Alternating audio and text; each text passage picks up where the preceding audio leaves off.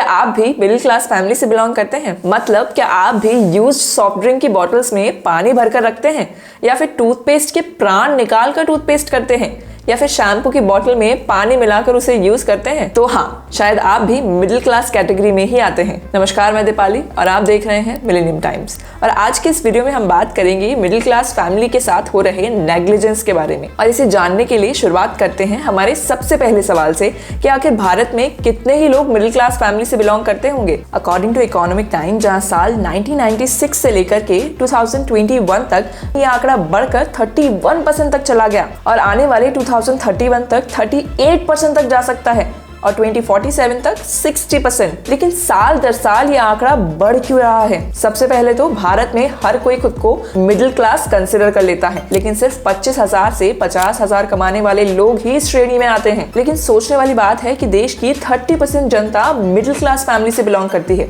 और सबसे ज्यादा महंगाई भी यही झेल रही है। पर कैसे? महंगाई बढ़ी है तो सभी के लिए बढ़ी होगी, इससे गरीब भी उतना ही इफेक्ट होंगे जितना मिडिल क्लास। चलिए इसे एक क्लासिक एग्जाम्पल से समझते हैं।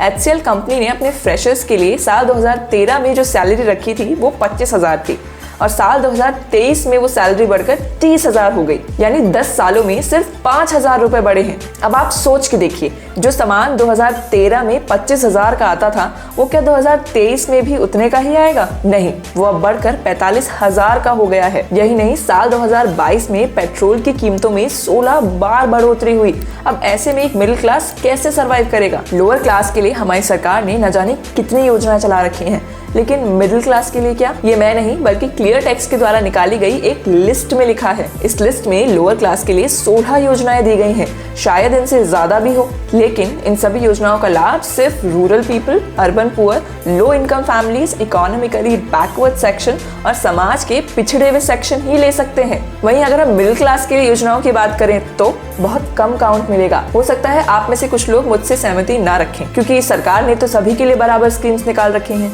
लेकिन फिर टैक्स का क्या? क्या आप जानते हैं हमारे देश में सबसे ज्यादा टैक्स कौन भरता है? जिस किसी के दिमाग में अक्षय कुमार आया है वो बिल्कुल सही है, लेकिन अगर हम कैटेगरी वाइज बात करें तो अक्षय कुमार सबसे ज्यादा टैक्स इसलिए भरता है क्योंकि साल में सबसे ज्यादा फिल्में भी वही करता है। लेकिन आमतौर पर ये अमीर टैक्स नहीं देते। देखिए, लोअर क्लास तो अपना जैसे तैसे गुजारा कर ले वही बहुत है, तो उससे टैक्स की उम्मीद करना भी बेवकूफी है। वहीं रिच क्लास के लोग अपना टैक्स बचाने के लिए कभी कभी खुद का लॉस तक शो कर देते हैं ताकि उन्हें टैक्स ना भरना पड़े और इस टैक्स को देने से वो बच जाए। अब बचा कौन? Middle class. सरकार सारा टैक्स इसी कैटेगरी से लेती है। इतना ही नहीं, जिस हिसाब से मिडिल क्लास की सैलरी है उस हिसाब से आने वाले टाइम में अपने बच्चों को प्राइवेट स्कूल में पढ़ाने का सपना मिडिल क्लास के लिए एक सपना ही बनकर रह जाएगा, क्योंकि आने वाले समय में इन स्कूल्स की फीस भी बहुत बढ़ने वाली है। अकॉर्डिंग टू इकोनॉमिक टाइम्स, एक बच्चे को 17 साल तक प्राइवेट स्कूल में पढ़ाने का खर्चा लगभग 30 लाख का पड़ता है और अगर उसे इंजीनियरिंग करवानी है तो 20 लाख अलग। यानी मिडिल क्लास आदमी इतनी फीस अफोर्ड ही नहीं कर सकता। अब आप ही बताइए कि आखिर इस बढ़ती महंगाई से मिडिल क्लास को कैसे बचाया जाए? या तो हमें जरूरत है कुछ नए इंक्रीमेंट प्लान्स की या सरकार की तरफ से कुछ नई पॉलिसीज की। अब इस बारे में आप क्या सोचते हैं, हमें कमेंट्स में जरूर बताइए। और अगर आपको वीडियो अच्छी लगी हो तो like, share and subscribe to our channel Millennium times.